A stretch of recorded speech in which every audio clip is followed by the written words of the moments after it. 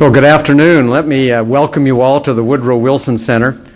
Before we move to today's program, let me just say a word or two about the center so you know who we are. And I'll start by introducing myself. I'm Kent Hughes. I run a program here on science, technology, America, and the global economy. This covers a multitude of challenges, let me say. The Woodrow Wilson Center was established in 1968 by the Congress to honor our 28th president, Woodrow Wilson. They had decided against one more memorial or one more marble statue and instead wanted to capture both sides of his life. As you may know, Wilson was the only president to have earned a PhD. In his era, he was a very prominent political scientist, went on to be president of Princeton, and then into the political world. And Congress gave us the assignment of bringing together that academic world, the people who are thinking and writing about policy, together with the people who, as in the rest of Wilson's life, the people who are actually on the front lines of making that policy, or the people in Washington who are very engaged in influencing that policy, which would certainly include the group that we have here today. We're facing a approaching a very interesting topic today. We're really looking at one of the foundation features of the future of the American economy. If you are thinking about our current strengths, you frequently talk about education and innovation. And if you look to the future and people are saying, what do we really need to do to maintain that strength or build that strength and help make American business and American institutions internationally competitive, once again, we really are looking at making really big improvements in our K through 12 STEM education, attracting America's best and brightest into these fields that, like information technology, really have been the foundations of productivity growth, prosperity, and are going to be key in achieving energy security, pursuing global health, dealing with the question of national security, so forth and so on. And we have here to talk to you all. Let me say a word about you all, too, because you are, in many ways, on the front line of forging the kind of pragmatic public-private partnerships that are so important. That I had the pleasure the other evening of talking to GWIR, the Government University Industry Research Roundtable, a very senior group of people from those three worlds. And they clearly were living and practicing and thinking about how to form public-private partnerships. And I know this really is a world that with the combination here, we have academics, universities, we have the industry. It's I think, really the path for the American future. And we have a terrific panel to discuss these issues today. Let me just introduce them briefly. You all have bios, so I will be very brief in my introductions. Let me start with Lucinda Sanders, who is among many other things, that's right. That's right. We have a flexible dress code at the Wilson Center, so you never know. Lucy is she's the CEO, and she's the co-founder of the National Center for Women and Information Technology, very much the subject of the day. She has a very broad industry background before returning to the academic world. She's worked in a number of key labs, Lucent, Bell Labs, and so forth. She's on a number of key boards and has a deep experience with the University of Colorado. To her immediate left is Peter Harsha. Peter represents the Computing Research Association. This is a group of 200 academic departments in North America that focus on computer science and clearly have a interest in this whole question of information technology and continuing to attract top students to it.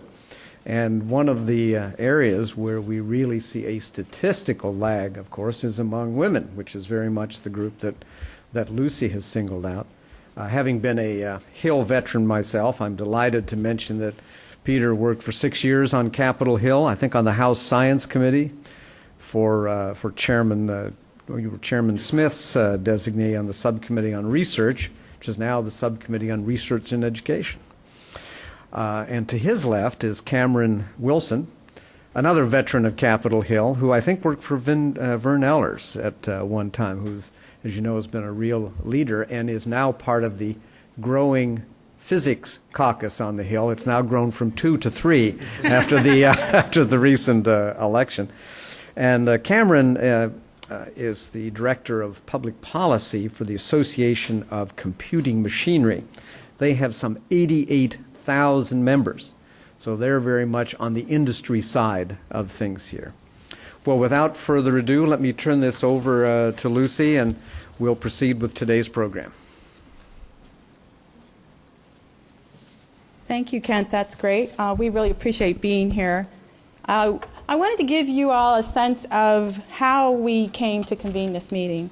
I was in a discussion with the head of HR of Microsoft, and we were talking about these very issues that her HR department deals with every day around the IT workforce and the importance of the IT workforce to this country. And she said, you should convene people in Washington. We have some of our best minds in Washington, working on our behalf. And you should convene them and get them together and have a roundtable and discuss things we can do together, issues that we have, and where perhaps we could head. So I thought, well, that's a pretty interesting idea. And so then I talked to the government affairs person from Lehman Brothers, and she said exactly the same thing. So here we are. And I'm really glad that you could all make it today. I want to set the context in 2 important ways for the discussion that will follow. And in many ways, our remarks are really meant to set the context for the ensuing discussion. So we as panelists are here to make sure that everybody has the same statistics in their minds, as we get into the dialogue, which is an extremely important part of this day.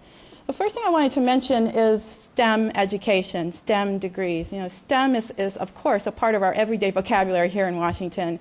And it's very important, science, technology, engineering, and math. And it's very important to K-12 education. It's also very important to post-secondary education.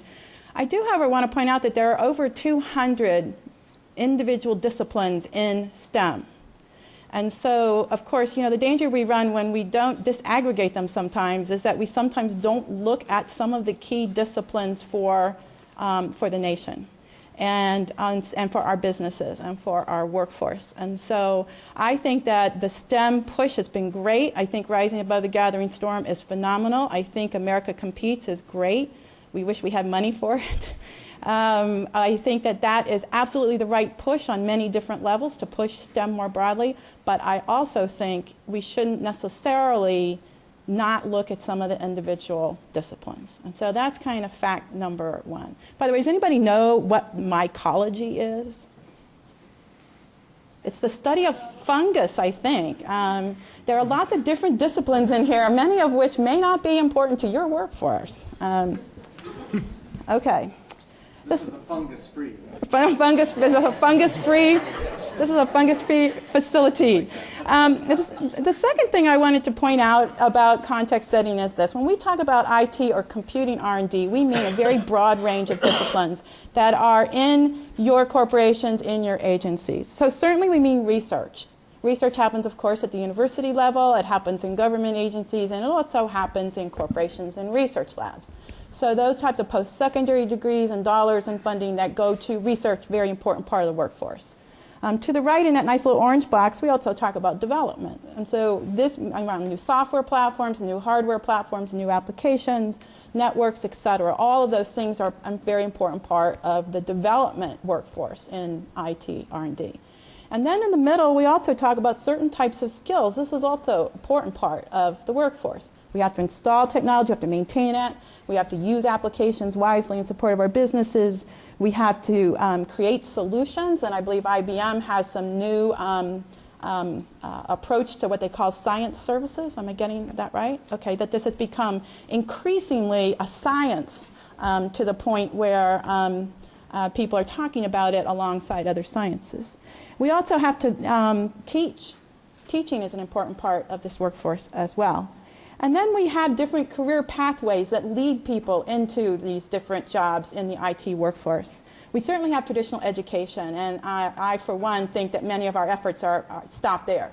We talk about K-12 education, we talk about post-secondary education, leading to perhaps master's and PhD degrees.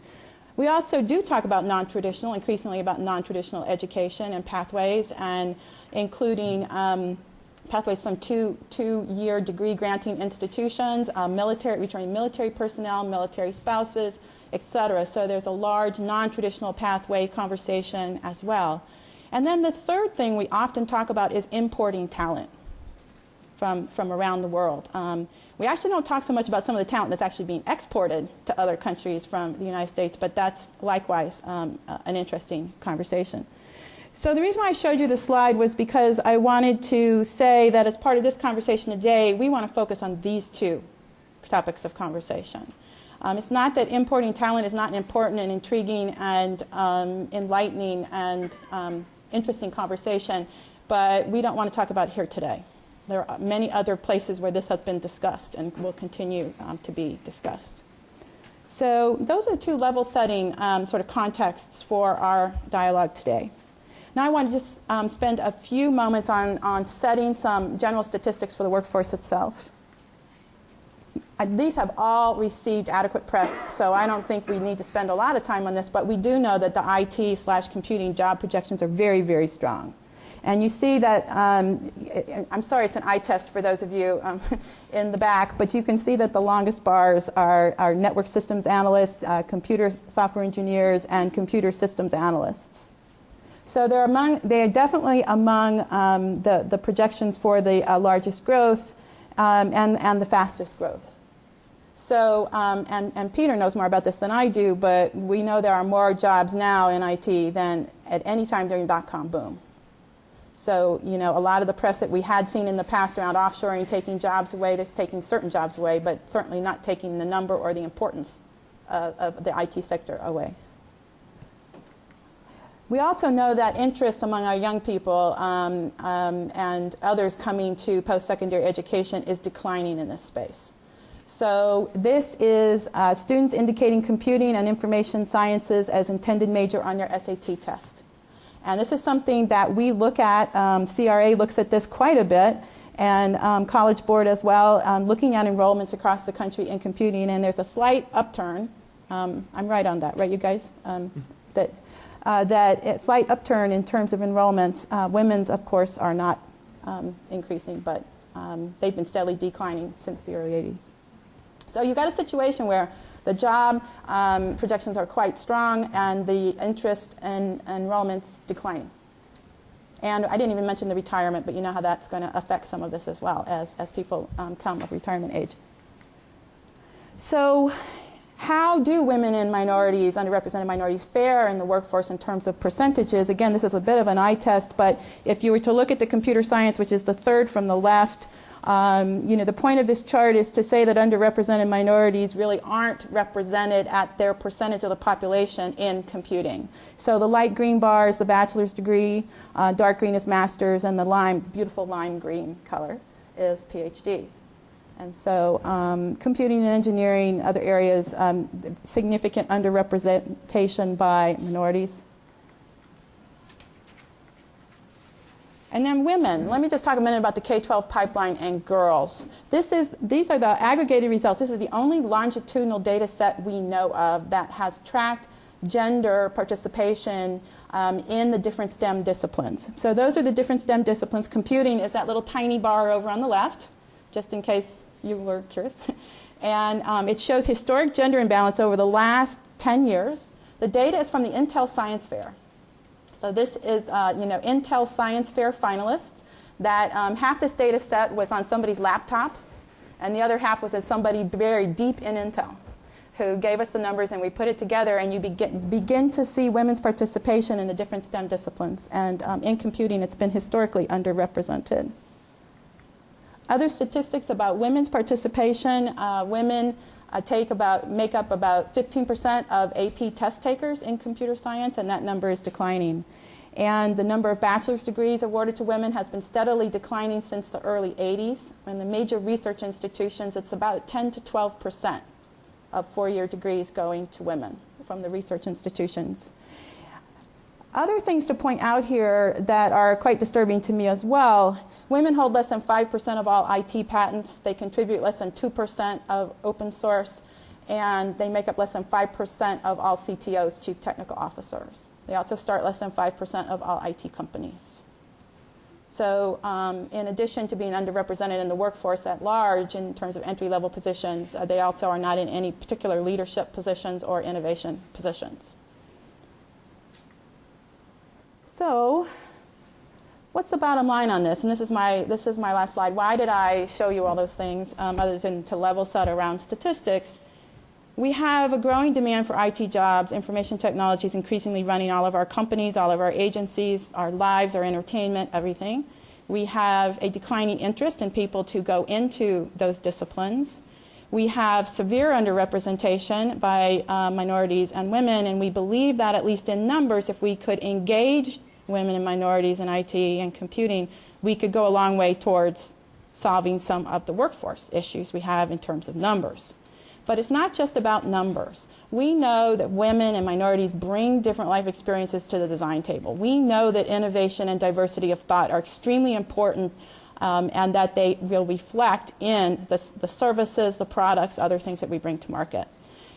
Now, that has until recently been sort of an intuitive sense, but now we're starting to get some hard data. So NCWIT did the first ever look at women as IT patent holders. And this chart in front of you shows all 5 of the IT patent categories. And across the board, mixed gender inventions had the highest citation rating. That's what the yellow bars are.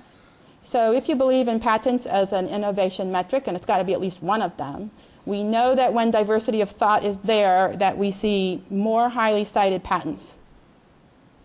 So these are the kind of metrics we're trying to get through to sort of prove that these issues, yes, it's a workforce issue and there are numbers and we need people to do the work, but we also want to make sure that innovation of thought is represented, diversity of thought is represented in the innovation. So I think that's mine. So with that, I will hand it over to Peter. While he's getting set up, are there any questions on what I just showed real quick? I have time for a couple, if anybody has any questions. Yes, back here.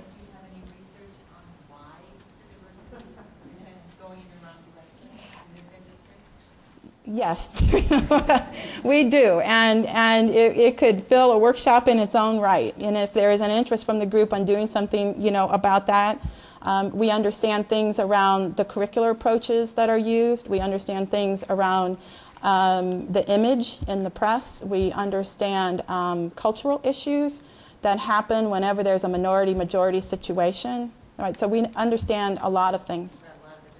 We do understand it. We don't necessarily know how to fix them, but we do understand it. Any other questions? Okay. Are you ready to go?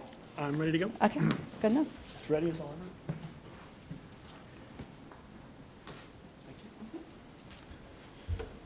So thank you very much. It's, I guess, my job to talk about the research context for a lot of the discussion that we'll have today, to talk about the research piece. The good news about that is most of the people in the room, at least all of the ones that I recognize, are pretty familiar with the overall efforts and the overall case for R&D. I know a lot of you participate in groups like the Task Force on the Future of American Innovation and the Coalition for National Science Funding. So I'd rather drill down and focus a little bit on the case for IT R&D, not only because the case for IT could be the poster child for the R&D advocacy efforts, but also because there are particular concerns in the IT research community that I think, while not totally unique, are not getting aired in the general R&D debate. So first, let's talk about the case for IT R&D. And again, this I don't know that I have to drill down a whole lot on this. IT is everywhere.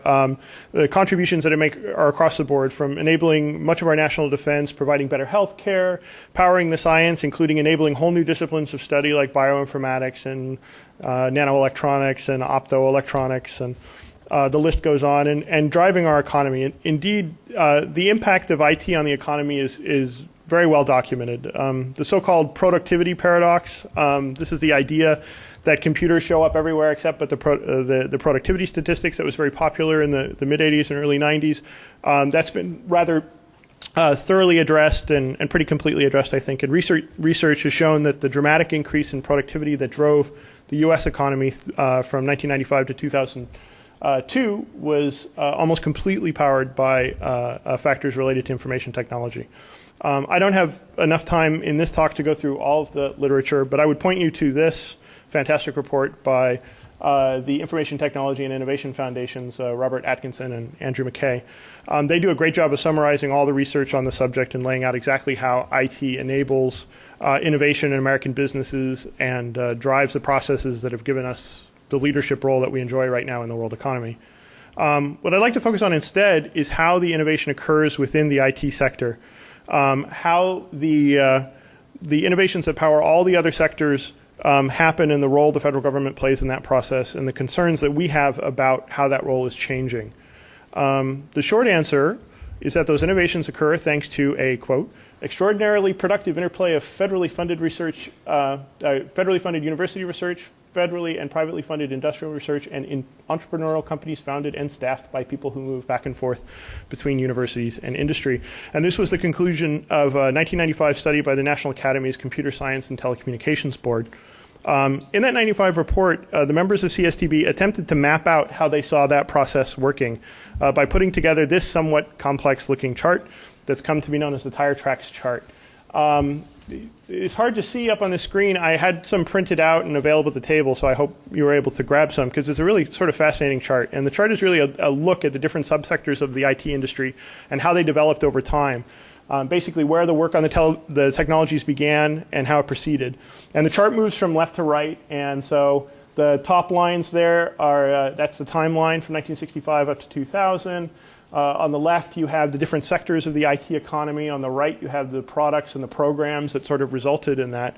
And then in each one of these sectors, we have the three lines. The three lines here. The red line represents sort of when the universities led the research efforts, and those universities are primarily federally funded in those efforts. The blue line in the middle is when industrial research labs got into the mix. And then the bottom line, where the line first appears as those little dots, indicates when the first product sort of entered that market space. The solid green line is when that product became a billion-dollar industry. In 1995, when CSTB first looked at it, this is their first iteration of the chart, they identified 9 different sectors of the IT economy that represented billion-dollar industries. They reviewed it again in 2003 and came up with a version of this chart and identified 10 more sectors. So that's 19 multi-billion-dollar industries that are transforming our lives, driving our economy. They're in the process of looking at this again, in fact, as we speak, and likely have to add at least 3 more sectors that I can think of. There's no search on here. There's no social networking. There's no online digital video. So there's plenty of further opportunity there. The graphic I think is really worth a look because it illustrates a lot of the points that we try to make in the advocacy community.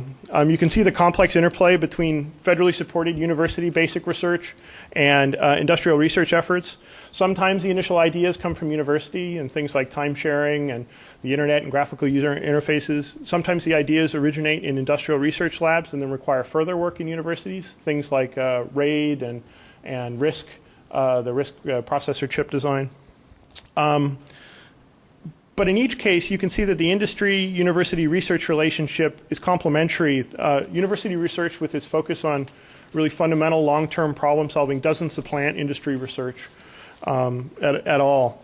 It also shows the serendipitous path of basic research investments. You can see that research investments in some sectors led to developments and breakthroughs that enabled whole other subsectors in the economy. And this is just within the IT sector. There are breakthroughs in these ITs that, like I mentioned before, have enabled entirely new disciplines of science and innovation. It also hints at a really important other aspect of federally supported research and much of the point of today's talk, and it's sort of hinted at with these flow and arrows. These arrows represent the flow of people and ideas between these different sectors. The really important part of that is their ideas, but their people as well. And this is the university role and really the outgrowth of that federal investment in university research is that it produces both people and the ideas they power. So let's talk about the federal investment in IT R&D as it stands now. And like I say, I'll share some concerns from our part of the research community. The investment at the federal level is pulled together into something called the Networking and Information Technology Research and Development Program, NITRD, or some people say NITRD. I like NITRD, which is basically about a $3.5 billion request, and it's run through 13 different agencies. In truth, much of that R&D tends to be more on the D side, and much of it is much of what the agencies consider IT research is really research that happens to use some IT in the process of doing other research. For the research community, and in particular the computer science and computer engineering community, those departments that have been the source of much of the people and ideas in computing for the last 50 years or so, the two dominant federal agencies in the development of the discipline have been the National Science Foundation and DARPA, which is the Defense Advanced Research Projects Agency. For most of the 80s and early 90s, both agencies bore a somewhat equal share of the IT R&D portfolio. The diversity of funding models turned out to be a real benefit to the community and ultimately the world. NSF tends to focus on individual researchers and smaller projects. DARPA had more of a focus on building communities around particular problems and nurturing those communities. It turned out to be a very productive, symbiotic relationship. I mean, out of it you got, well, basically everything you saw on that tire tracks chart. But by 1999 or so, things began to change, and through a series of policy changes at DARPA, an increased use of what they called go, no-go decisions at shorter and shorter intervals, 12 to 18-month intervals, an increased use of classification for research. DARPA actually began investing less in university IT research efforts. In fact, between 2001 and 2005, university research at DARPA dropped by more than half. DARPA essentially shifted its role in IT from pushing the leading edges to a strategy of bridging the gap between basic research and deployable technologies. And it basically essentially announced that it was now relying on NSF to fund the basic research that would enable those deployable technologies. So the impact of this, I think, is felt on a couple of levels. First, from a parochial standpoint, it's really altered the IT R&D ecosystem in negative ways. NSF is now essentially the only game in town for university researchers in IT. In fact, NSF now supports 86% of all university-based computer science research. DARPA's absence also leaves a huge hole in the portfolio, and the other agencies really haven't stepped in. Unfortunately, sort of NSF is beginning to show the strain of this. Proposals are way up to NSF SCIENCE Directorate, which is their Computer and Information Science and Engineering Directorate. There's an asterisk there because they've now put in place ways of constraining the number of proposals that PIs can submit to sort of artificially suppress that number. But as the proposals went up, obviously success rates went way down because the dollars didn't change. And so there are some programs where the success rates are really abysmal, I mean in the order of 8%. And this is an extraordinary waste of manpower when 92% of the researchers proposing programs don't see a dime for those proposals. And it's likely indicative that there are, in fact, lots of good ideas at NSF that are going unfunded. But from a less parochial standpoint, DARPA's absence in the university space means that some of the best minds in computing are actually no longer thinking about defense problems. Informal studies of some of the top departments in computer science, some of our members, we're talking like MIT, Berkeley, Stanford, Carnegie Mellon, show that they're receiving just a tiny fraction of the funding from DARPA that they received even as recently as 5 or 6 years ago. If DARPA's mission is, and it is, to prevent the U.S. from suffering technological surprise, the same sort of surprise like the Sputnik launch that motivated its creation 50 years ago, the loss of mindshare thinking about DARPA problems can't make DARPA's mission any easier. And so I also can't help but note, we'd learned yesterday that DARPA actually had $32 million of its money reprogrammed by the Office of Secretary of Defense for 2 reasons. One, the Office of the Secretary felt that they no longer had enough program managers at DARPA to effectively manage that money. And 2, that the approval process for that money or the sort of approval path that you take within DARPA to get that money actually spent was too much of a bottleneck and was actually slowing the spending rate of that money. And so in DC culture, if you don't spend it, you lose it. And so DARPA lost it. They lost $32 million, of which $2 million was for information and communications technology research. So it's hard not to draw conclusions from that I'm getting the high sign here, that the same policies that make it very difficult for university research to participate in DARPA research may also be discouraging them from wanting to spend a couple of years of their career at the agency. That's my speculation, but I think it's reasonable. Anyway, this is not to begrudge DARPA the policy decisions it's made. There are 2 wars actually going on right now, and their goal is to get useful technologies into the hands of warfighters as quickly as possible. But the reason there are technologies available for them to quickly deploy now is because of the sorts of long-term investments made 10, 15, 20 years ago that they're no longer making. It's also the case that other mission agencies haven't stepped up to fill the gap. In fact, it's one of our goals in the IT advocacy community to make the case to other mission agencies that there are research challenges in IT that, if solved, might help them advance their missions in new and dramatic new ways. This is encouraging them to behave a little like the old DARPA in recognizing that they can't wait for an overburdened NSF to fund areas of research that might end up being very beneficial to them. We've had some success with this approach so far, the beginnings of success with agencies like NIH, but we're working with other mission agencies. Anyway, that's where we stand at the moment. That's sort of the research context. I'll turn it over to Cameron now that I'm way over my time so that he can talk about the education piece of all of this. You know where his talk is? You go ahead. Give it a clicker. Sorry. I had the power. So before I talk about the education piece of this pie, I thought I'd make 3 quick points about ACM because a lot of people are often confused by the name. We're actually an education and scientific society. We're the largest professional computing organization in the world. And last year we formed an education policy committee to look specifically at issues where computer science education and STEM education intersect. So Peter presented a wonderful case of sort of why IT matters to the overall economy. We tend to look at the same issues through a workforce lens, and Lucy already hit on some of the slides I'm going to talk about in a second here. But what's interesting to us when we look at these issues is this tremendous disconnect between growth and opportunities versus student and policymaker interest, in, particularly in the computer and mathematical sciences field. And what this graph shows is the BLS job projections that Lucy talked about mapped against the latest degree data we have, which is 2004 data for sort of what the pipeline is producing versus what the job demand is out there. And we know that BLS has cited that in between 2006 and 16, 6 of the top 10 jobs will involve computer science to some degree. So obviously this requires having a pretty strong pipeline. And one of the things that's of concern to the community is that there's been a tremendous amount of leakage in that pipeline as of late.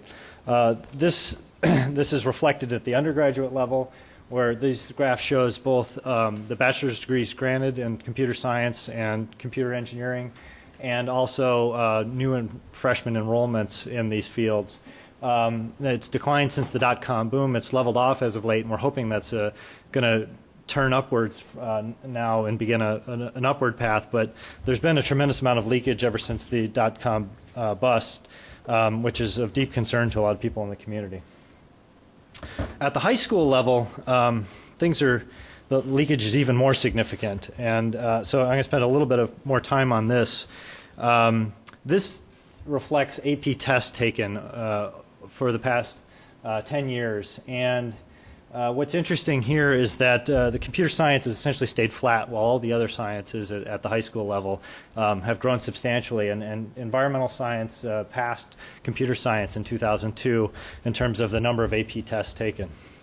And this data also is reflected in other surveys. The closely affiliated organization we work with, Computer Science Teachers Association, which found that the introductory computer science courses have actually decreased from 2005 to 2007 by about 5%. Advanced placement courses over that same time period have fallen by 10%. And we suffered another blow in April with the College Board eliminating one of the 2 high school AP exams for computer science.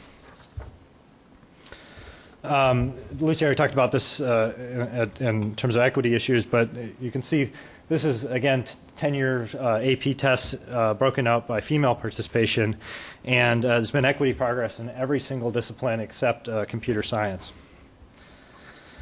Now, of course, there's issues throughout that entire pipeline that we could be interested, but I want to take a deeper look at the front end of the pipeline and some of the challenges we see there from ACM's perspective. Obviously, in town here, there's been a tremendous discussion about developing 21st century skills for our students, particularly in the K through 12 system. How are we going to make people more innovative, better learners, better thinkers, more critical thinkers, and how are we going to embed those skills and that level of thinking throughout our entire system, but particularly at the K through 12 level. One of the things that we feel in the computer science, teaching computer science at K-12 actually fits in with this very nicely. CS teaches in really important algorithmic concepts based on the higher tiers of Bloom's taxonomy.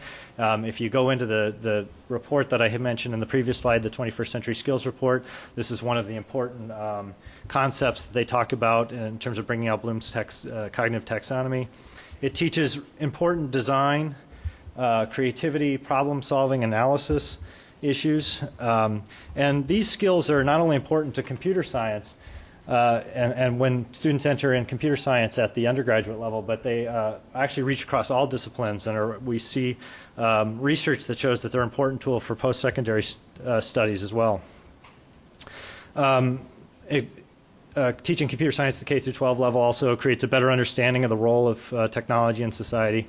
And finally, we're seeing students making earlier choices about careers at the K through 12 level, and this gives them a broader perspective and a more informed choice of careers for getting into the computing pipeline.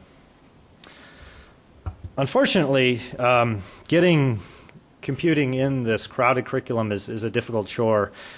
Based on some survey data from the Computer Science Teachers Association, about a third of all high schools require some sort of introductory computing as a core course. Now, we're not exactly sure what that means for introductory computing, but and a significant chunk of that, the yes up there, is private schools as well.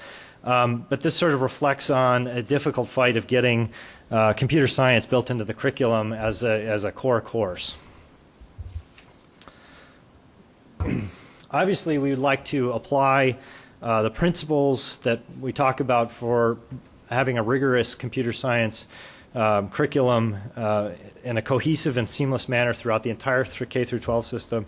And ACM, along with the Computer Science Teachers Association in 2003, created a model curriculum for computer science, which has both the curriculum and learning standards for 4 different levels. And I've shared this with you because we think this is a really strong framework for developing learning objectives for innovation and the type of critical thinking skills that a lot of the reports in town are driving at.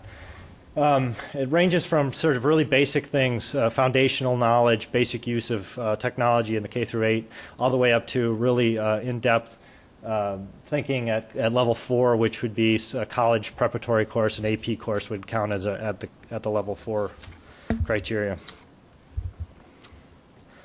But how computer science fits in the K through 12 spaces and actually STEM education is not always clear to us and to a lot of people that are actually in the field. There's a lot of points of confusion around both how the appropriate role for computer science and how it's organized, and how it fits in the curriculum and how it fits into the graduation requirements. So you can look at the organizational issues in sort of 2 different directions. It's how it's classified and taught in the schools. So is it in a business department, or is it in the science department, or is it in the mathematics, or is it in the technology department? And then the second part of the organizational issues is whether or not it counts as a graduation requirement or whether it's an elective. And unfortunately, what we're finding is that a lot of organization for computer science actually ends up in the technology side of the in a high school teaching environment. And what this means is that they don't end up teaching rigorous computer science. They end up teaching things that aren't terribly helpful from our perspective, such as keyboarding skills, learning how to do Microsoft Word, things like that. And then secondly, you can see this problem occurring when it's organized in the business department as well. And then when it's considered as an elective instead of a core course, we have an issue, and this is known from a lot of people that are worried about the impacts of No Child Left Behind, where there's been a tremendous push on learning standards that are focused on the testing in reading and math and upcoming of science, but not on the elective courses. So you end up sort of on the outside looking in the resources game at the high school level to try to deal with the impacts of No Child Left Behind and how it fits into the curriculum. And there's more provisions in the No Child Left Behind Act around educational technology and technology literacy and computer science. And what's confusing here is that to most policymakers and even educators on the ground who don't have technical backgrounds, these three things get all interchanged, and it can be incredibly confusing for them to sort of parse out, well, what's really rigorous computer science and what isn't? What's really critical thinking skills and what's being taught? And from our perspective, educational technology is very clear. It's sort of the use of technology in classrooms. There's a whole program in No Child Left Behind that deals with this under Title II of the legislation. There's a technology literacy requirement that all students need to be literate by 8th grade, although there's not a whole lot of teeth behind what that means. But these issues get confused with computer science in that they really are different concepts than the sort of rigorous algorithmic thinking principles that we want to put forward in computer science. And they tend to confuse policymakers because they assume that because we have technology in classrooms, students are learning technology.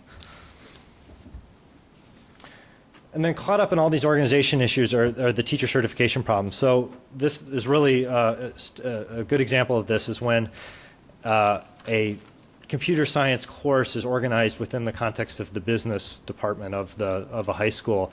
Teachers, a computer science teacher who may have a computer science background will actually be certified on the business praxis exam as a certified business teacher and not as a computer science teacher. So they don't have any actual connection to the content that might be going into a computer science class. And of course this confuses both the curriculum and sort of what's happening from a teaching perspective. And it also raises questions about whether or not these teachers are eligible for some key programs for teacher development and for research in such as the Math and Science Partnership Program, which focuses on STEM education. So some key points that we're focused on at the K through 12 level, we want to try to educate decision makers that computer science curriculum is focused on knowledge such as algorithmic thinking and moves beyond some simple things like keyboarding skills or the basic use of technology. We want to ensure that rigorous computer science counts as toward a student's core graduation requirements is either a math or science credit. We want to ensure that we want to try to improve opportunities for professional development within federal and state programs. And we want to ensure that the research programs that are out there, particularly at the National Science Foundation through the EHR division, have an appropriate focus on computer science. And we're also, I mean, don't get us wrong, we're also very interested in embracing the entire STEM agenda, but we want to make sure computing has a voice in those debates. And then which we work with very closely with NC WIT, advocating for the diversity of the computing workforce. So I just conclude by arguing that without thinking about CS, particularly at the K through 12 level, you can't develop an adequate response to the 21st century economic race. And we do face a lot of challenges in educating policymakers at all levels, both because of the diversity of who holds the powers in curriculum, whether it's from state, local school boards all the way to the federal government, No Child Left Behind, and educating about the appropriate role for computer science at the K through 12 level. So thank you very much. Do you want to take any questions or any question Well, or two? I think we're sort of in discussion time. We'll So. turn it over to you. Okay, go into discussion? Good. All right. Okay, good, thank you. Want me to call on folks? And just kind of tee up some good questions. Well, before we do that, I think this was a terrific series of presentations. Let's just start with a round of applause.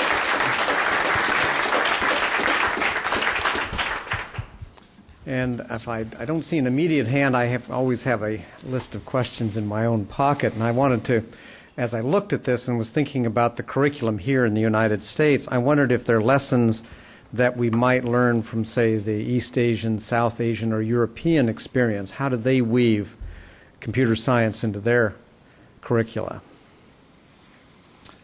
So I have that answer, but I need to look it up.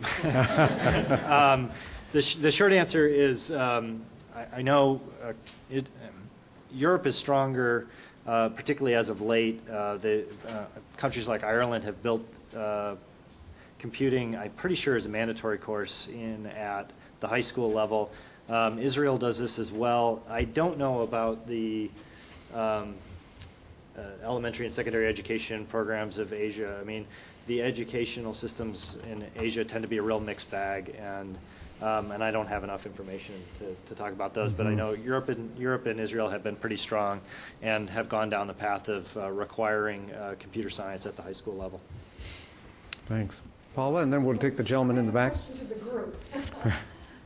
My name is Paula Stern, and I work with Lucy Sanders on behalf of the National Center for Information Technology.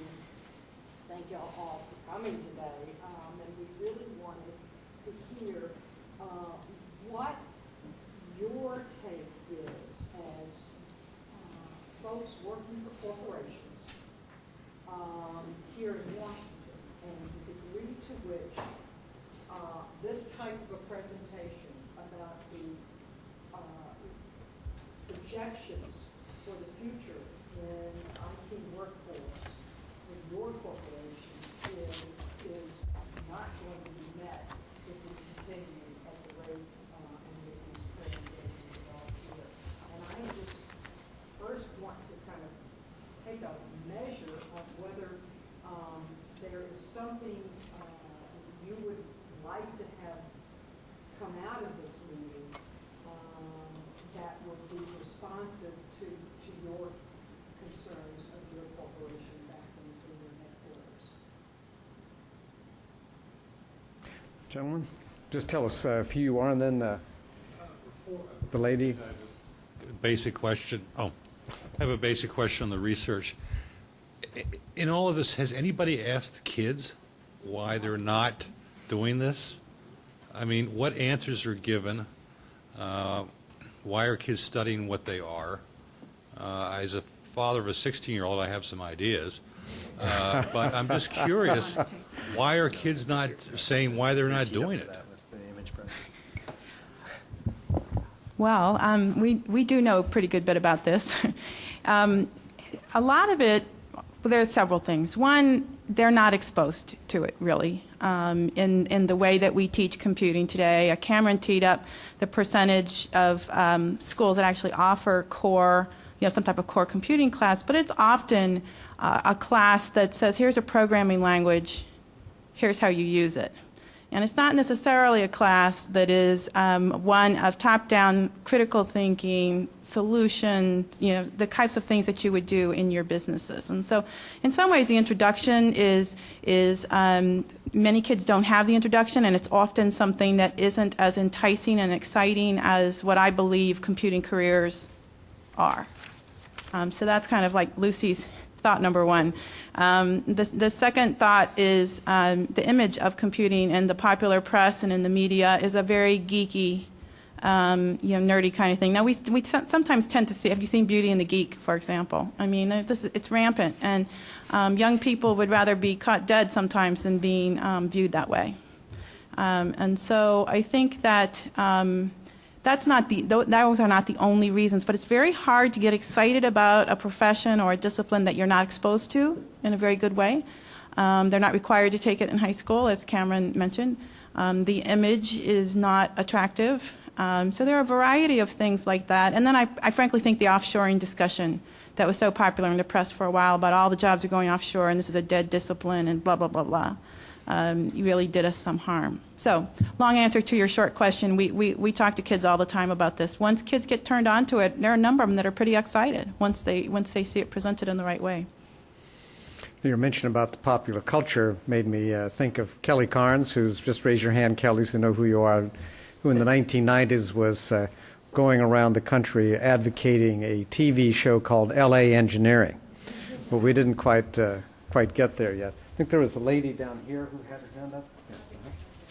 If you just tell us who you are and. Okay, may I? Good afternoon, because I've been sitting for a while. My name is E.J. Wesley, and I work for U.S. Postal Service. And I have twofold about your daughter and why kids don't. And Kay and I were talking earlier about a group called Girls Incorporated. And what I know when I work with young ladies, I manage our National Women's Program. I do a lot of outreach programs. I do recruitment. I do development. And I always say we're the best kept secret because nobody thinks about the Postal Service in terms of engineers. And we have the largest internet service in the world. In the U.S., yeah. We have 700,000 employees. We're next to the Department of Defense in terms of employees. But I think we don't speak the language of the kids. The kids find that if you talk to young people, and I've been to a couple of different seminars and symposiums, we don't make it interesting enough to them to understand. We talk in the language that we know, but we don't involve our kids early on in the process. And we, as adults, and I know I'm guilty, I know when I was drafted for engineering school, they told me about it, and I was like, what? And all I thought was, oh, God, they want me to know science, and they want me to know math, but they didn't tell me the other part of it. And all I thought was some mechanical incline, and at that time, you got to realize I'm young, so it's been 30-some years ago, and all I could think was it was a bunch of something that I could not understand. But if somebody had told me, okay, we'll mentor you, and part of the mentoring process entails blah, blah, blah, they just told me show up. You come to the university, you talked about it, but that was the extent of it. So I didn't see the with it, if you will. What's in it for me? What would I learn? So it wasn't in the language that I understood at that time. And I think it's still the case today. As far as how do you, I know in our challenge is basically trying to create awareness about the job opportunities that we do offer. Trying to identify those resources, if you will, because we go to different job fairs, et cetera, involved with different association, if you will, National Women's MBAs, Harvard. They have a great program there with their undergraduate that they're mentoring. How do you get those people, young ladies, if you will, or young men, to know that there are careers there is more than just a quick dollar? And in their minds, a lot of them, when the techie was around, it's about the quick dollar. How can I become an instant millionaire? And what do you have to think beyond that, I think. That's just my 2 cents. Thank you. Sir. Yeah, if I could throw out two ideas, I have a pretty loud voice, so I might be able to get away with it. I think two issues that are on the table in a lot of the policy discussions in Washington are relevant to that. And the first one is the level of teacher training. The percentage of teachers who have a math and science background who are teaching our kids. And as a father of 2 kids in an elementary school, I can see it firsthand, the dramatic difference between their interest level and passion for scientific issues when they have a teacher with that background and one that doesn't. They'll come back saying how cool it was and this was neat and chattering about it with one teacher, and with another one they're cutting out pictures from a magazine to demonstrate, prisms or something like that. It's that sort of real difference between the qualified teachers, and that's part of the Competes Act funding that many of us around the table are fighting for, is to encourage that sort of turnaround. And a lot of corporations have programs also to take, IBM, for example, has a transition to teaching program where some of our more senior scientists, if they want to have a career change later in their life, the company will pay for them to acquire an education degree and then move into teaching full-time. So there are a number of different things that I think companies as well as the government can do on that. The second issue gets to the other part of the Competes Act, which is the research funding. So if you're fortunate enough to get those students who do get into math and science and engineering and they are going to actually to university and they want to study, it gets to the problem that we're talking about, that we heard about today. How many projects, peer-reviewed quality projects are left on the table because the research funding isn't there for them to conduct it? And so until we start making the investments, especially in basic research in the physical sciences, those people will go to other places where they can be employed. And the work simply isn't there in many cases. You can just tell us who you are if you... Sure. I'm Amy Burke with Texas Instruments, and I just want to build on Chris's comments. I think that in terms of achieving something on a policy level, getting the business community and the academic community around 2 or 3 key recommendations in the STEM education area, and I think that funding the teachers through Competes would be probably one of those, is really essentially moving forward. I think so much of the STEM discussion revolves around there's this problem. What do we do? How can we get? And every company, my own included, has a million different ideas of how to get the kids engaged. Everybody grows their own kinds of programs, and what we really need to do is kind of replicate best practices and scale them up in such a way that we can involve the federal government, make some real recommendations to policymakers. So just one thing to hold on to that thought for a moment. I'm stretching. Wait a minute. Is what if we could drill down later on that idea? That would be particularly helpful because we do see lots and lots of individual efforts going on, and that's one reason why we just wanted to convene all of you and just see what happens. And what could we do together that would be helpful? I think, because we have organizations, our organizations, Telly Whitney from ABI, Society for Women Engineers, if we understood the types of things that would be helpful to all of you sitting around here, that we could provide in the way of resources or practices or something else, we would be very happy to do so. So let's hold on to that thought, and maybe we can come back to that. What other things are people thinking about from their corporate perspectives? Not ready to answer that question yet, but I'm Adam Rack with Symantec, and I run our public affairs, which is our government relations, our philanthropy, and our corporate responsibility program as well. So, one, thank you for having me here. In terms of the earlier question you asked, I think about is there a need from the company perspective. I think as a large multinational, we're going to go where there's global talent and look for it, whether it's in India, in the U.S., in Europe.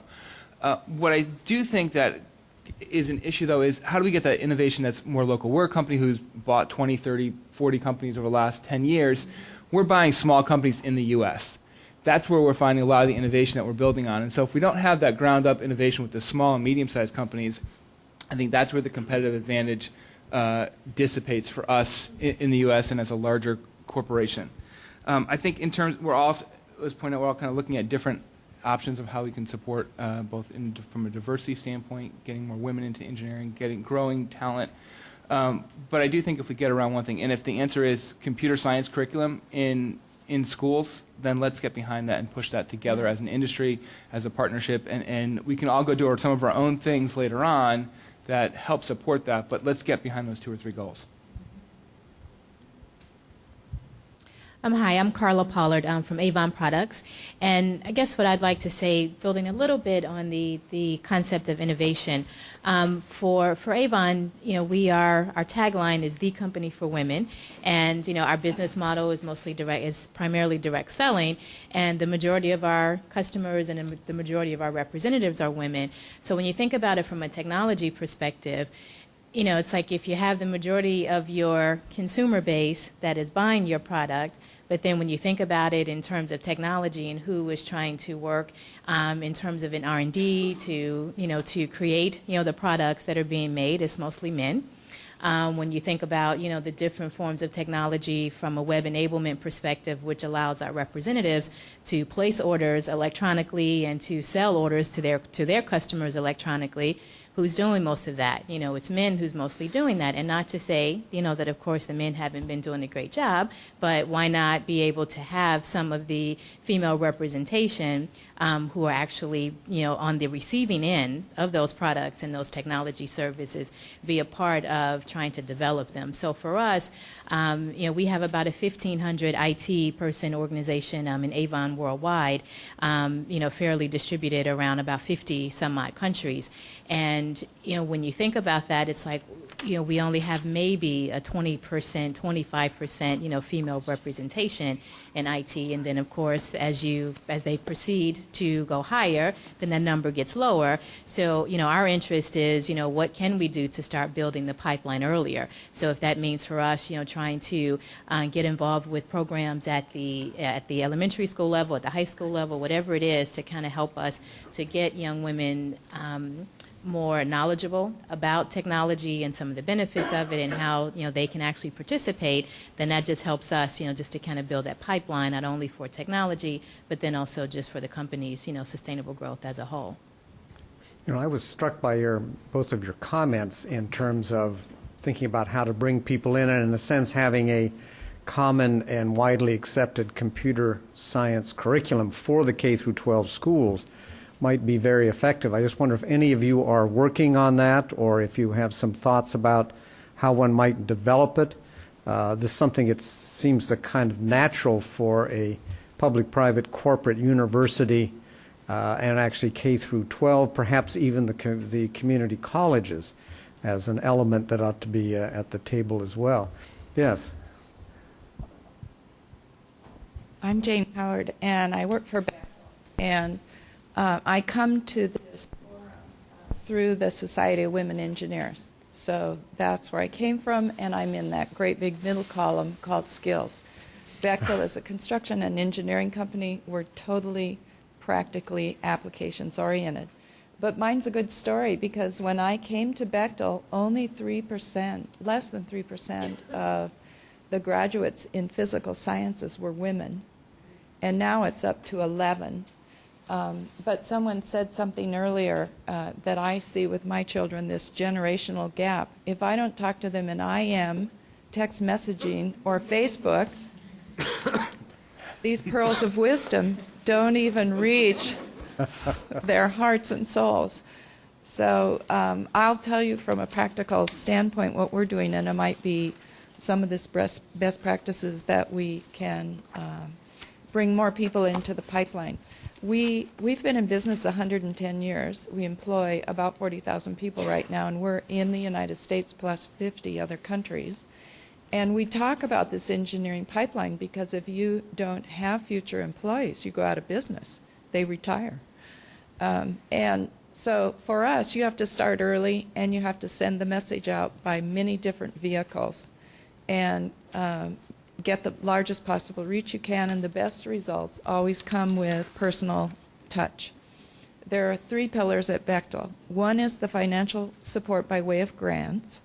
Second is financial support by way of membership. And finally, the in-kind support by way of talent and dedication of our engineers. The first pillar is financial grants to programs, and lots have been mentioned today. National Engineers Week, the Junior Engineering Technical Society, the Architect, Construction, and Engineering ACE Mentoring Program, the first K-12 program, which is a shortcut way for saying for inspiration and recognition of science and technology, but who wouldn't want to be first? Math counts, and enrichment programs at a weekly or monthly basis in the summer through universities. The second pillar is financial support by membership in national organizations which already promote diversity in the STEM degrees. These groups leverage our ability to reach key audiences, and they provide fact-based information to support the benefits of hiring these key employees. We discovered early on, if you always do what you always did, you always get what you always got. So if you have a problem and you try to identify it and create all the solutions and pick the best solution, and you only have accountants on the team, I can guarantee it will be a numbers answer.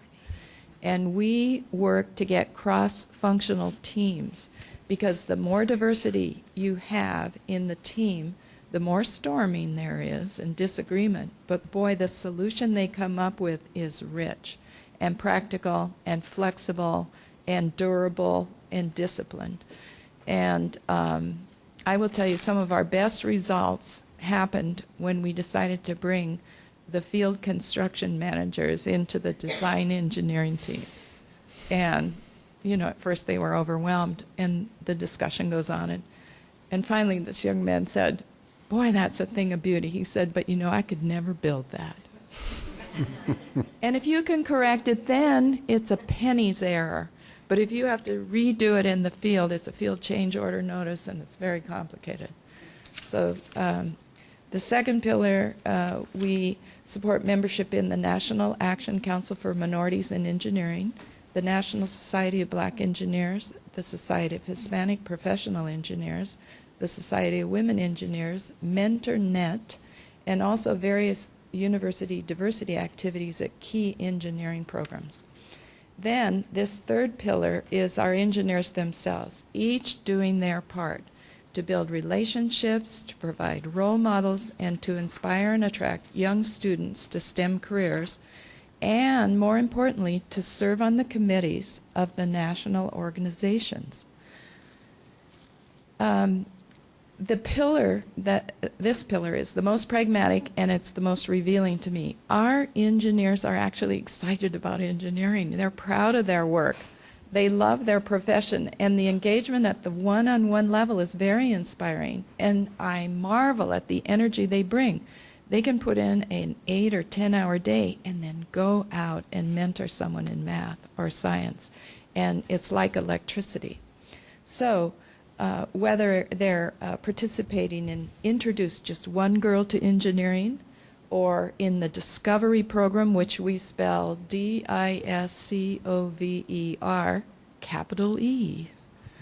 Or if it's Adventures in Science, judging a science fair, helping a student with math, leading demonstrations at the National Engineers Week, or filling the working roles of these organizations in the 2 pillars, these engineers are making a difference.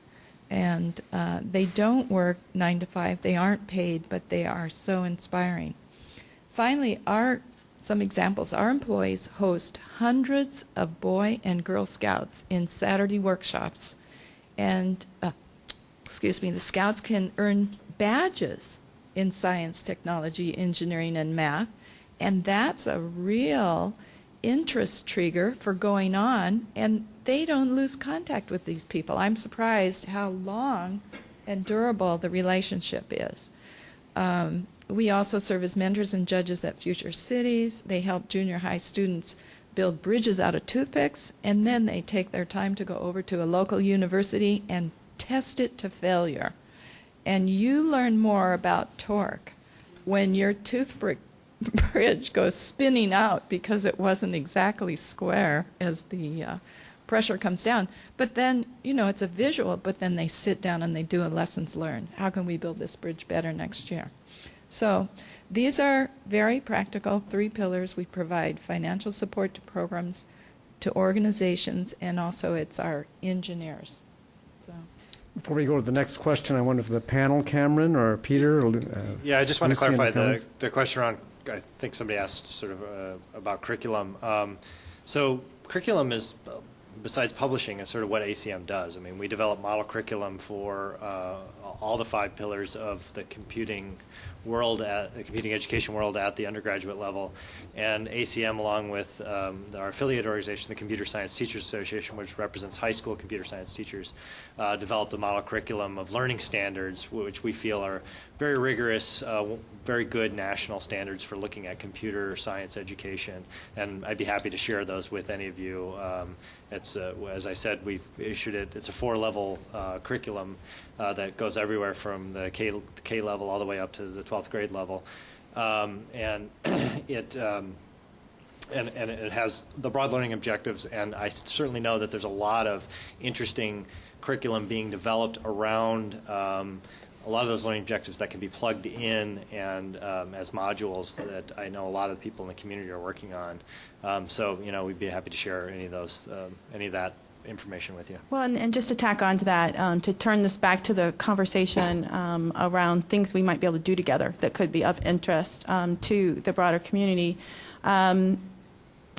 I've heard a couple things certainly around teacher training and America Competes and appropriations in those spaces, and I have a personal concern as we move this legislation hopefully to appropriation that computing will get lost. All right, our discipline is not the discipline that a lot of people know. They know math, they know science. I guess they know mycology. I don't know.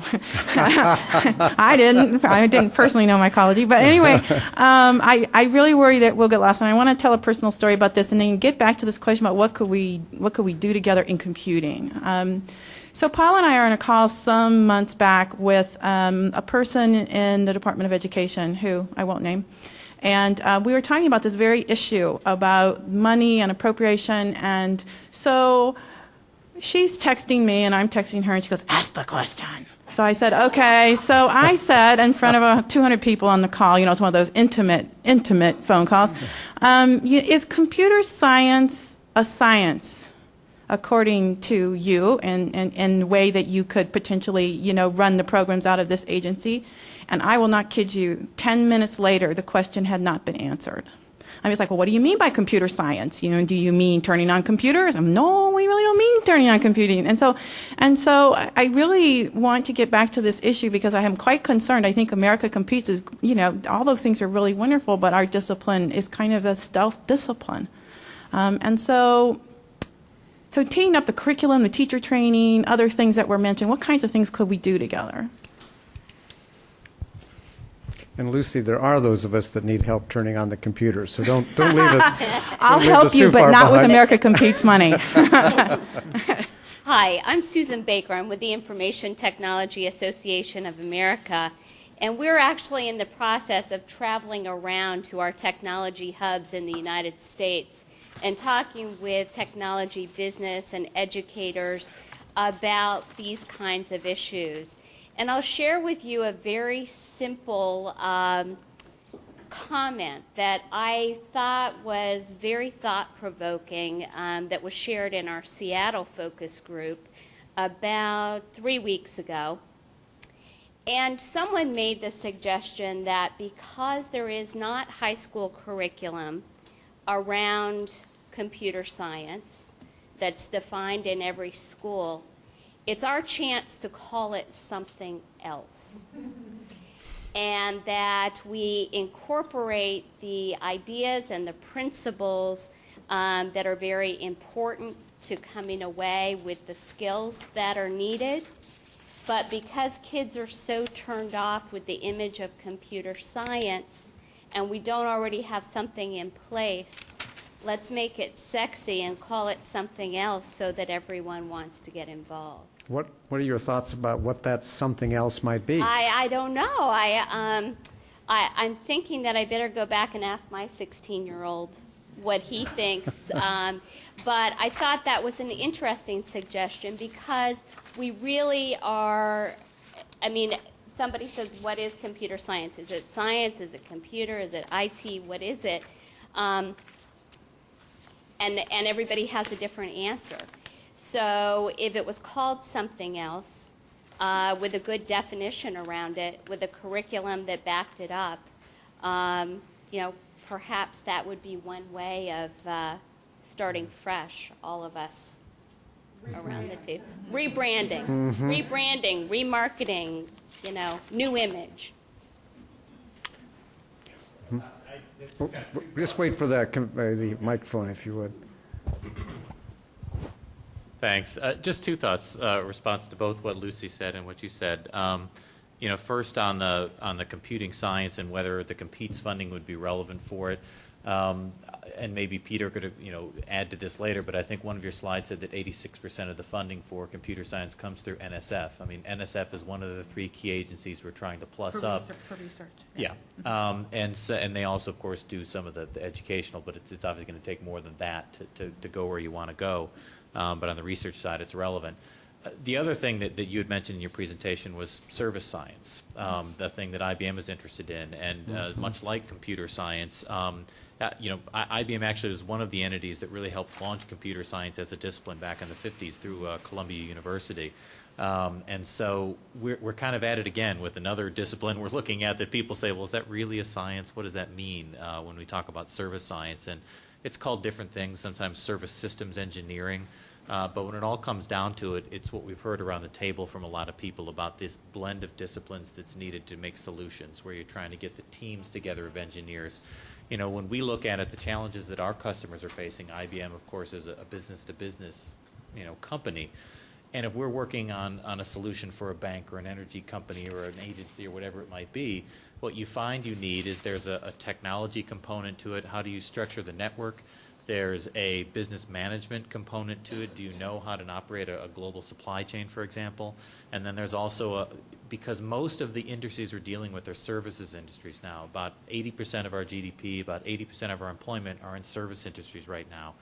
There's consistently a factor of that, which is the customer has a component of the value creation because it's much more customized, whether it's the online banking contributes to it or the person who wants a customized piece of the pie. So we need social sciences integrated into almost every solution we do. So a lot of times you get into some sort of, you talk about new disciplines, things like business anthropology, things that I hadn't heard of before, where they're trying to figure out that human element of the system. And so that's what we talk about. We talk about service sciences. You have a discipline and a research component to it of how do you educate people with these cross-disciplinary skills so they can succeed in the marketplace that we see today, because we need that skill set. And then two, the basic research. How do you do research into what are the basic building parts of these, grandiose service systems that we deal with across different industries, and where can you work on some basic understanding of that can be scaled out? Does the panel have any thoughts about that, or what name might make the rose smell somewhat sweeter? You should just IM that to the 14-year-olds and say, Just put it out name on contest. Do a naming contest. Hi, Kate Chiaffi. I've been working with Lucy Sanders for the past 3 years on NC WIT. Just want to go back to Lucy's question, which is, what can this group do to make a difference? And Lucy started her presentation off about talking about the women being the minority, the underrepresented minorities. And what I'm hearing is that just in general, people who are involved in computer science is a minority.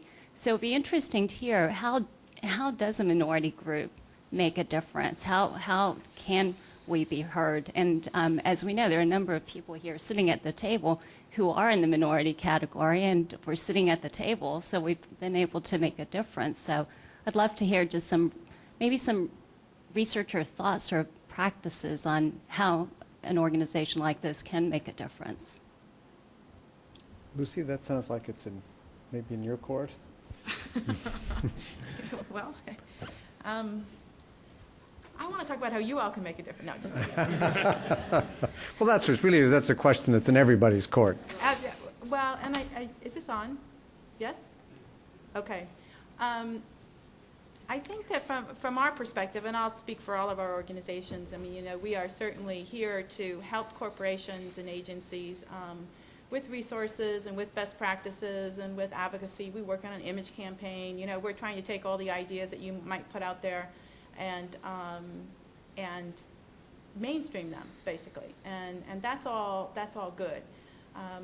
But I think I'm probably not answering your question, so you may have to ask it again.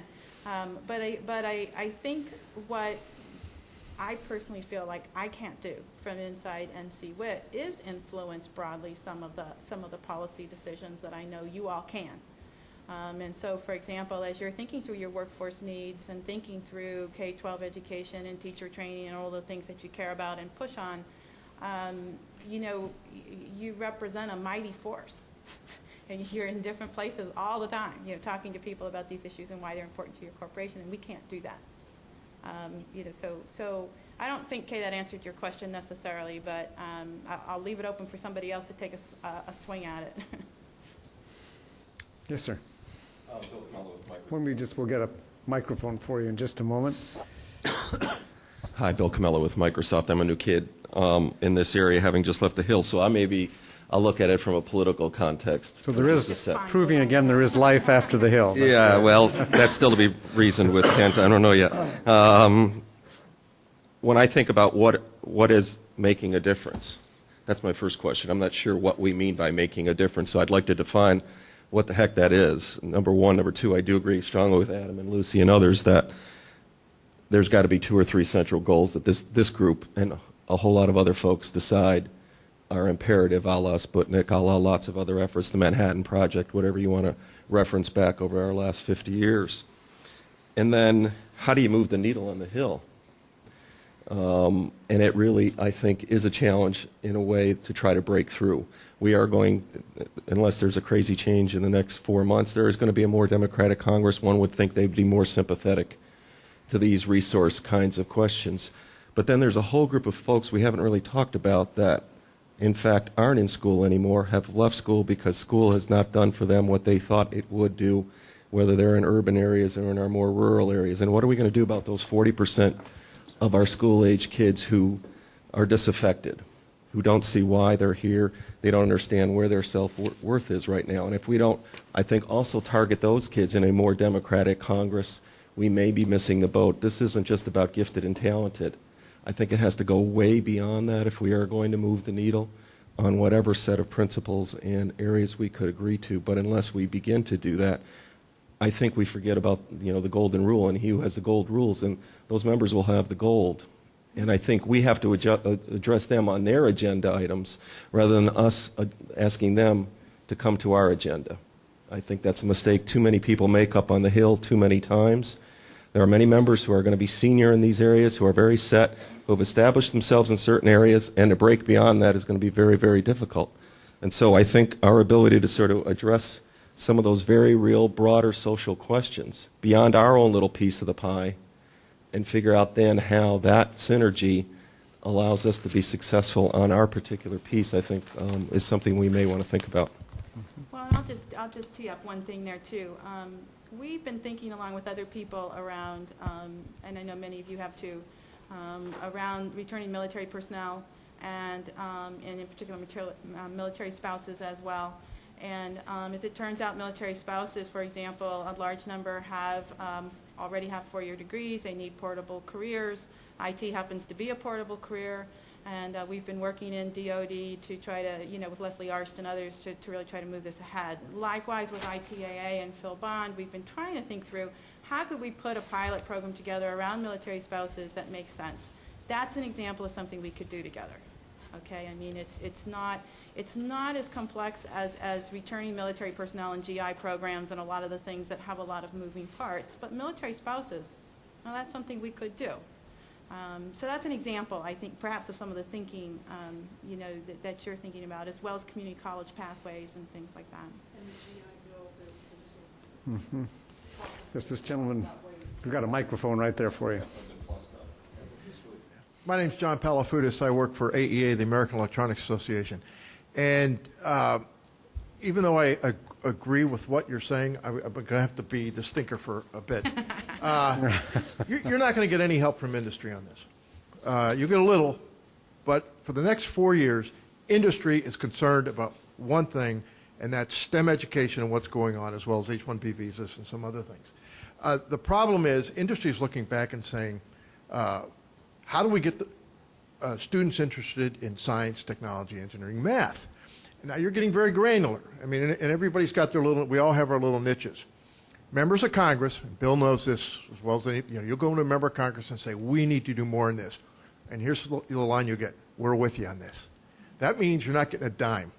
Okay, that's the code word. The bigger issue for industry is getting qualified workers. They're looking for the rising tide on this. We've got a huge problem.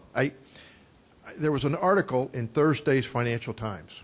I love what the subtitle is. Germany's shortage of engineers has become so acute that some of its leading companies are turning to kindergartens to guarantee future supplies. They're going to kindergartens in Germany because they have openings for 90,000 engineers in Germany, and they got 40,000 coming out of the schools. Now they're preparing packets for kindergarten kids. Each of these packets cost 500 euros. Given the value of the dollar, that's about $25,000 or something like that. But it's 500 euros every minute. It just went up. But that's all to say, what industry is really concerned right now for the foreseeable future is the STEM issue writ large. And when you start talking about computer science, as important as you think it is, the industry leaders are saying, I got a bigger problem. The other thing you have to realize is that small and medium businesses are probably going to be no help at all in this. They are running their businesses. They're competing with Symantec. They're competing with Microsoft for talent. And here's what's going on. Microsoft today has over 4,000 job openings on their website in the U.S. alone. The HR people are trying to fill those jobs, and they want the right people for it. Second thing, we had a CEO in a small company in San Diego, went around a lot to the high schools and middle schools, looking for, talking to teachers and students about getting in technology. The single biggest problem he faced was counselors in middle schools and high schools. Counselors were telling their kids, don't get in technology, there are no jobs because of Lou Dobbs. absolutely stupid. And well, it's not stupid; it's ignorant. The second thing is counselors are basically discouraging girls from going into these fields themselves. I mean, you got a problem. The problem that girls are having are the women that are counseling them in some cases, where they're not. And their problem is they're ignorant of what's really going on. But just all to say that industry is not going to get. This is too granular for industry. They're also, I mean, the IBM will get into it, and I know you guys will say, yeah, that's where it's got to be. But I know where Chris is spending most of his time these days, and it's on the bigger issues. We're having a bill today that's going to come out of the House. We were trying to get, what, $500 million. That's all we wanted out of this thing. We were lucky, which is half of what we needed. We're getting $180 million. And we're not even sure where that $180 million is going to go. Now, we're actually grateful for that, but that's the inside Washington. We're grateful for, a few pennies on the table on this. But that's all to say, deal realistically with it, deal with the bigger problem with industry. That's what we're really going to deal with, and that's the problem, especially with HR people looking for the people to fill these requisitions. I'm not going to rebut John, but no. I think to a certain degree, there's in terms of the workforce issues, I think John's right on. We're looking at what's going to be important for us as a company, as an industry, in terms of growing our workforce and finding that talent. That doesn't mean at the same time we're not investing in a long-term pipeline to say, what do we do? I mean, we're supporting similar organizations to Bechtel in terms of how do we get more women engineers, minority engineers? How do we grow that pipeline? Our CEO sat on the Innovation America task force that Governor Napolitano had that said, how do we at the state level try to promote innovation, get people in STEM, and get a pipeline going? So I think that's going on behind the scenes, maybe not at the government affairs level, but I think companies are doing that. I know that we, from a philanthropic standpoint, are putting dollars in there. We're trying to get people in the community engaged in it. But it is about the jobs for us to a large degree. We'll go to wherever we're based and partner with that university. We'll figure out how we can get our engineers in there and get people to pull in versus any other company that we're competing against. But I do think that perhaps we're missing the mark a little bit by focusing too much on Congress. I actually live outside the Beltway, and there are 50 states there and more that, at the state level and at local level, there needs to be an attitude change that John talked about with the counselors. There needs to be focusing on, if we're going to look at some sort of curriculum to jump to that subject, it's at the state and local level where you're going to make those changes in that. I don't think you're going to see people here in Washington making those changes. And that's why I think you need to look at a broader reach than just here in D.C. Let me just give you a real practical example, because I disagree to some extent, and I agree with Bill. There's a real problem. When Katrina struck, one of the things that we naturally concluded was there's going to be a vast rebuilding effort, and there won't be enough skilled construction workers. Contrary to what everyone believes, there are science and computer science in construction jobs. The GPS tells you where to place something on the site. The laser tells you whether it's lined up right, and you learn computer skills to do the job better. So we have undertaken a public-private partnership with the Pathways Program, Department of Labor grants, state grants. Business is involved heavily at the recruiting stage and the hiring stage. And we are training, we've obligated ourselves to train 20,000 underprivileged people. And they come in and we give them free training. And we introduce them to the career sequence through a program called I'm Great. Get rewarded for education and training. And you start in through this program, and as you go through, and there's plenty of opportunities to build around the country or in your local area, this is the small business owner in 10 to 12 years. These are the lifetime skills that allow you to become the electrician and the plumber and use computer science to be successful. So you can do something on an individual level as well as the writ large.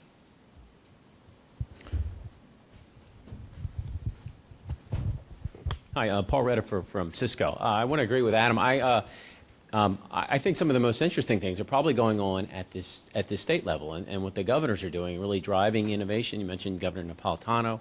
There are a number of others. You see what's been going on in North Carolina, both in terms of their education system and in terms of pushing as a local anchor for innovation.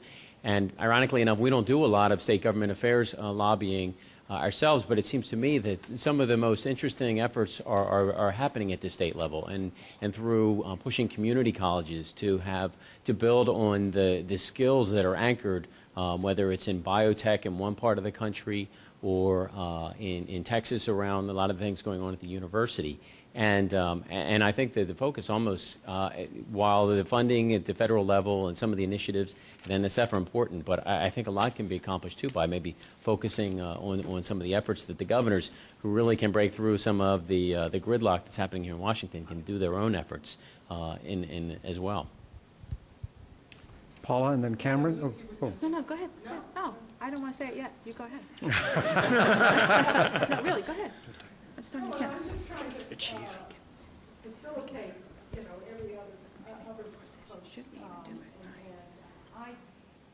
I believe on your point, and I really appreciate y'all being so frank and provocative, because I think that's the way we really get this stuff on the table. But when I look at those 200 or so different areas that can fall under, STEM.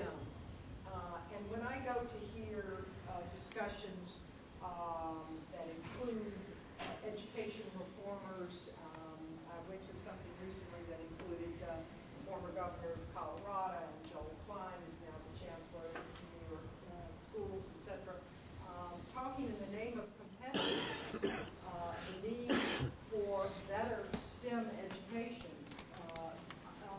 I never heard until I raised the question. We've got parity, for example, with regards to equity, parity plus of women in the biological sciences, in medicine, etc. We have achieved, if you will, the kind of diversity of innovation in many of these sciences.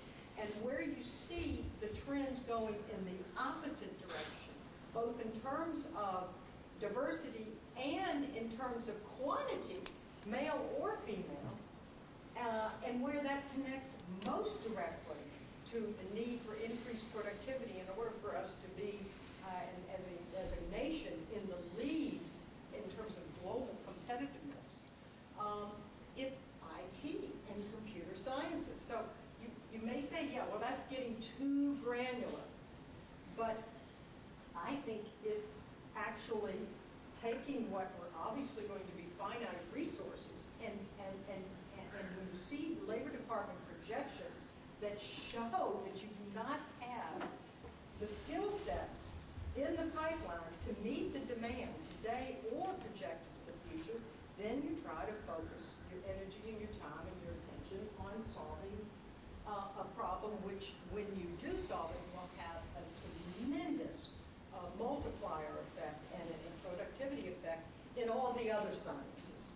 And so, I mean, you're right, you can call it granular, but in this case, I think that's a very pragmatic and a very positive, constructive thing, and that is to focus on where the problem is and where the problem will be. And that gets back to the IT and computer sciences. I think it also gets into where the solutions will be, and that's where I think John and Paul have a good point. I mean, the focus, the money for these sorts of things specific to IT and computer training is probably going to come at the state and local level. There'll be a contribution from the federal level, but I think John is right. If we're looking for a policy solution at the federal level to some of these issues, it's going to be modest at best. The more important thing we can do, frankly, that's where almost all the action is centered right now, is getting that COMPETES Act funded. That's where you've got the most energy, the most consensus, really the work is being done. But I think what you'd find is that looking at those types of individual skills, almost every state in the country has got an economic, or region in the country for that matter, has got some economic development office that is trying to build their own version of Silicon Valley. They see that I need some partnership between businesses, universities, and the government to foster this type of innovative companies and launch new enterprises in my area.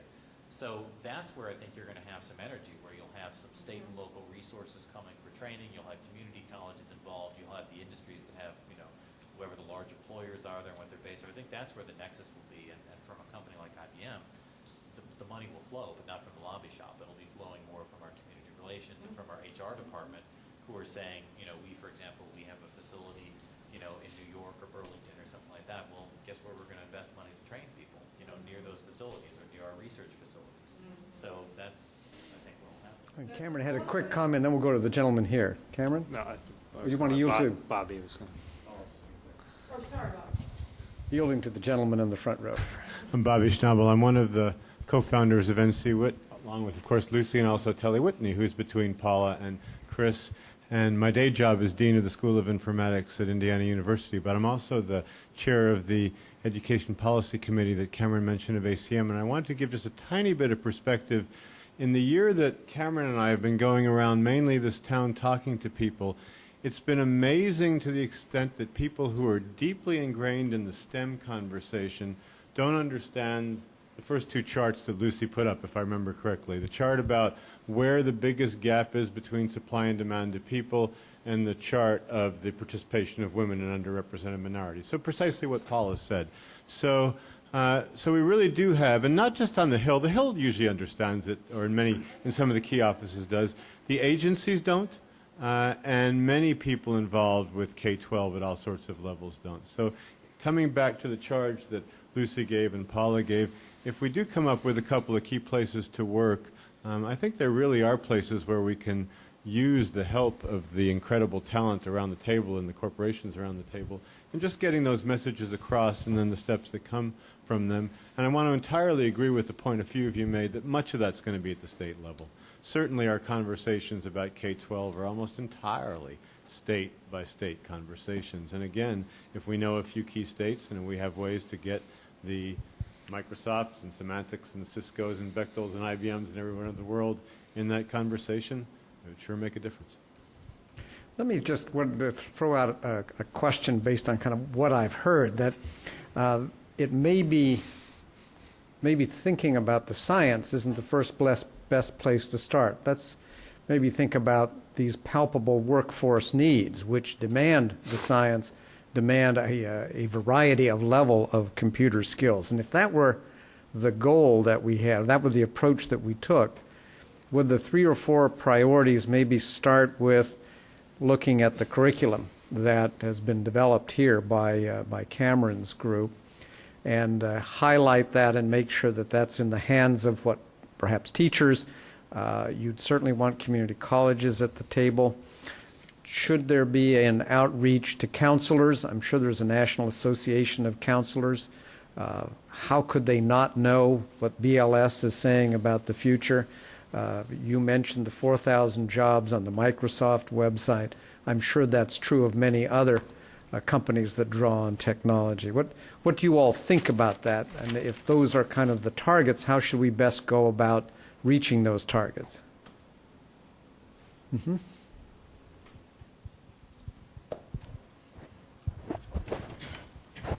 Hi, I'm Sylvia with BAE Systems, and I agree with everything you said, but representing both academia, coming from the Carey School of Business with Johns Hopkins University, as well as an engineer with BAE, private corporations, I think, have an immediate need.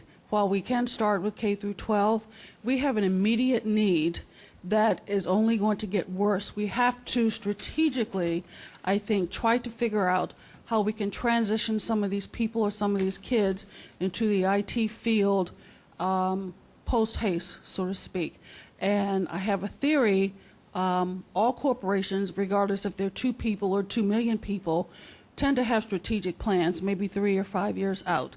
And I believe that if we put in our strategic plans some type of corporate or social responsibility to reach back into the community and maybe help bring some of these kids forth into the IT community, because all of us are located all over the place. We are in every city and every state in this country and other countries. And so we're the only ones that have the reach to affect this kind of change. And it just takes a little concentrated effort to try to do that. There are companies like BASF in Germany. If the children don't go to school at 15 and they want to be a plumber, Germany will bring, BASF in Germany will bring kids into the fold of their organization. We don't have the capacity, I don't think, to do this, but they actually house them and give them training programs for 18 months. And after 18 months, they have about 1,000 plumbers because all they do is chemical, and they have tons of plumbing around the corporation. And so those kinds of concepts can directly apply to the corporations that we have in this country. We're very good at fundraising. You know, we run 5Ks for the Leukemia and Lymphoma Society. There is absolutely no reason why in a strategic plan under corporate responsibility that we can reach into the community and try to transition people into the organization as a reach back to try to affect change in the IT and bring massive people on board in a fairly short period of time as far as a corporate investment goes for the immediate need, because the immediate need is only getting worse. If we start at K through 12, that's good, but then we have another 12 years before they will be employed in the corporation. And if you know technology, once you learn technology, it's already changed. Okay, so we don't have the luxury of waiting at this particular juncture. And unfortunately, the realization of this situation was not caught earlier enough. Mm-hmm. Kind of a radical suggestion, but, you know. The lady down there and then lady from Bechtel. Thank you. I'm Michelle with Harris Interactive, and the National Center for Women and Information Technology actually put out this terrific report about women in STEM positions, and the report talks about how about half of women in STEM jobs end up leaving the workforce in their mid to late 30s, and to kind of staunch that dropout or work on retraining issues to bring women back into jobs. If they've left and their skills have become somewhat antiquated, may address the issues in a more immediate fashion, and putting some thought and some burden back onto business to create job sharing and flexible jobs so that jobs are appealing to women, to minorities, to men who want more flexible work hours will have some immediate effect, and small businesses can help with that, mid-sized businesses and large businesses. So I think we need to take some of the burden onto ourselves to improve things. Yeah, we call it life balance. I think there's something we can do after listening to all of this at the national level that isn't more served better at the state level, and that is branding and image. If we were to call computer science innovation science, that curriculum would be snatched up by every high school. Who wouldn't want to graduate in innovation science? That's what's going to keep us at the top of the market in the future. I like it. Can we get a copyright?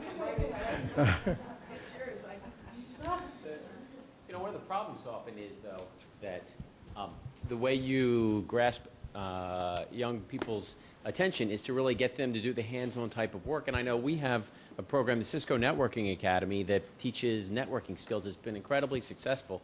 And the people don't come work for us. They go to work for our business partners who are literally out there selling and installing our products. But we've had resistance sometimes from schools, whether it's at the high school, college, or community college. Well, this is basically vo-tech. And so we're not going to give credit. And so, and what we found is that oftentimes people do get skills and certification and will go out and get a job that may be working for a Cisco partner, but oftentimes they'll go on to higher education and they'll go get a degree in engineering, they'll go get a master's or a PhD, and that, you know, some people are going to go and work in industry in a technical role, but other people are going to go on. Maybe they didn't have an interest in higher ed, technical or science education, and ended up doing so. And so I would sort of discourage you all from sort of too quickly discouraging people from getting sort of a technical, sort of product-focused background. It can also help sort of bring people into science in a way that they may not have done so otherwise. Astra, speaking of science. Thank you. Yeah, Bert Callwhite from Astra. An observation here. I have a wife who's a teacher, and so I get lots of different things about math and science, and she's terrible at math and science and comes to me to learn how to turn on the computer and things like that. One of the things I continually hear, the thing that makes the most difference if you're trying to get something to work through the system, is get the parents involved. I've heard nobody here say that, even though I guess a lot of us here are parents. And I've had personal experience with that, where I had a daughter who spent a year at pre-med at UCLA and then said, I can't do this anymore. And I said, why? Your grades are fine. She says, no, I can't spend the next 4 years in classes with nerdy guys. How do you fight that? And she ended up being an English major. You know, there you go. Among Astra's constituency was the University of New Mexico. There was a gentleman there who created I think they call it a photonics academy, to take kids primarily from minorities, underrepresented, people like that. And there's a growing photonics community around Albuquerque. And they they sought out high school kids, and they said, here's an opportunity, here's what we're trying to do, is to build those tech workers that Paul was talking about, and then maybe go beyond that, but at least start there. They had a real need. They created this academy. The first year they launched it, they had 15 available slots. They had 6 people show up. It did pretty well, though. Okay, 3 years out, they had 25 slots, and I think they had 150 people show up to compete for it. And the big thing, the thing that made their program different from anything else that I've heard about, is they got the parents involved. When a kid came to apply, the parents had to come with them and sign a contract that, yes, we will do this for the next 2 years. So something to think about. If people don't understand IT, I think it starts with the parents who really don't understand, and kids do listen to you whether you believe it or not. We're very close to our witching hour, and I wanted to give the panel all a chance to respond. And I want to just summarize a few things here. And it's been an interesting conversation. It's given us a lot of, I think, good insights. I do think that this group can definitely help with the awareness of the issues with the agencies. You know, hopefully we'll fund America Competes and other competitiveness legislation, and there will be work to do to implement those programs. And I know there are dollars in there for teacher training and other things, and I think just an awareness on their parts that computer science, innovation science, whatever we want to call it, is important. All right, and that we need to not back away from it, maybe just because we don't understand it all the time. Right? So I think that awareness, that's something that we can do. It's free, and it's just building that sense with the agencies that this is an important discipline. The other thing I don't want to lose sight of is I think that all of you can help with alternative pathway programs like the GI Bill, like the military reentry programs, like military spouse programs. These are programs that are very popular on the Hill, and should be. And I think that there could be provision made in those for career pathways, for returning military that could be helpful immediately. Right, not 20 years from now when somebody who isn't born yet graduates with a degree. So those types of things are something that if you could keep your eyes open, and we're here to help. Right, if there's anything that you see that we can do, we're here to help. And we have something on our website on the pathway. Right. And then the last thing I just wanted to mention is I heard very strongly here that at least on the Hill, STEM sort of is the word of the day, and if we want to work more on computing curriculum and other things more specifically, we should think about states. So that's kind of what I am taking away from that, and feel free to catch up with me and tell me where I'm wrong, but that's kind of like what I'm taking away. Peter, some final thoughts? Yeah, I was just say from the research perspective, I think this is very helpful. Although the industry folks around, especially those around the table, are already heavily involved in securing research funding, the funding that was targeted in competes and appropriations generally. I think understanding the particular IT case is also very useful. Number one, because, like I say, it is essentially a poster child for the reason the federal government is involved in basic research. The economic case that you can make, the national security case that you can make, the health care case that you can make. So being aware of that and using that when you're out doing your own advocacy on these issues is critically important. But I also think that there are certain issues that impact the IT space that the other disciplines have not yet felt the same sort of impact from, and those are mainly the motivation for bringing up some of the DARPA concerns. I really think on the IT side, we were the canary in the coal mine with the DARPA because the computer science community was so heavily dependent on what was going on at DARPA. We were the first to notice these policy changes, and these are policy changes that are being picked up by other mission agencies in government as well. As we get new opportunities for advanced research project agencies at other agencies, at Energy and the Department of Homeland Security, these were other opportunities to sort of rekindle the I don't want to say the magic of old DARPA, but at least a philosophy of funding that proved enormously beneficial that have been, in many cases, just lost. DHS ARPA, HS ARPA at Homeland Security, when I was on the Hill, we were involved in trying to get that language in the original authorizing act and building sort of an agency that could rekindle the spirit of DARPA, and it was completely lost in translation and became a very short-term focused agency and has, to a large degree, left university researchers out of the loop. So as these opportunities come up on the Hill, I think it's very important that all the folks around the table have an understanding, at least, of the impact of some of these policy decisions on this community in particular. And I think that will have payoff in terms of how we manage research across the federal portfolio. So Cameron, a final thought? Yeah, so I want to say thank you again for coming.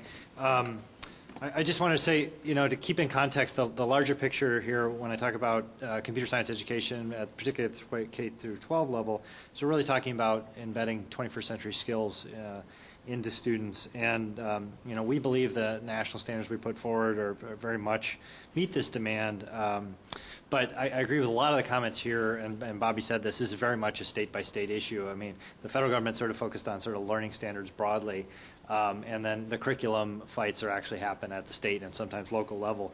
But there's a lot you can do, both thinking about things within the context of No Child Left Behind Act or Competes Act to make sure that at least computing interests are addressed, but also at the state levels where people have companies in districts and states, we have at least a lot of anecdotal evidence that the level of understanding about what computer science is, what role it has in high school is actually much worse at the state level than it is at State Board of Education level, where a lot of these decisions are being made, than it is in the national level. And we have a lot of evidence that there's a lot of a lack of knowledge around sort of what that is at the national level. So it gives you some sense of the tremendous challenges we face up and down, the levers of power in the education policy arena.